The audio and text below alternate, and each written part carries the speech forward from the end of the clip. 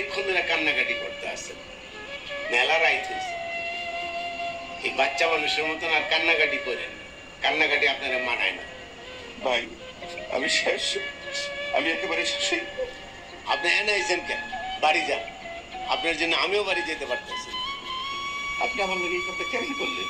তো বন্ধুরা, ইগল টিমের যৌথ ফ্যামিলির নাটকটির 32তম পর্বটি অলরেডি সকলে দেখে ফেলেছেন। তারপরও স্কিপ নিয়ে চলে আসলাম 32 এবং আগামী পর্বে 33তম পর্বে কি ঘটতে চলছে তাও নিয়ে চলে আসলাম। বাবর সাহেব অলরেডি ধরা খেয়ে গেছে চেয়ারম্যান তনু ও সোহাগের কাছে আঙ্গুরির বাড়ি থেকে।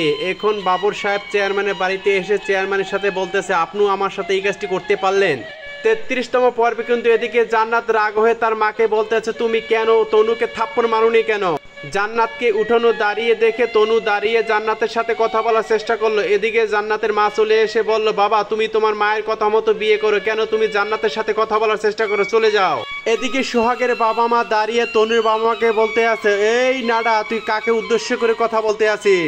এদিকে জহির কাকা আর সোহাগ একটি রাস্তায় দাঁড়িয়ে কথা বলতে আছে। আঙ্গুরিকে দেখে জহির কাকা পালালো। তখন সোহাগ উঠে বলল, ও কি কাকা দৌড়াচ্ছেন কেন? বলছে আঙ্গুরি আসছে আঙ্গুরি।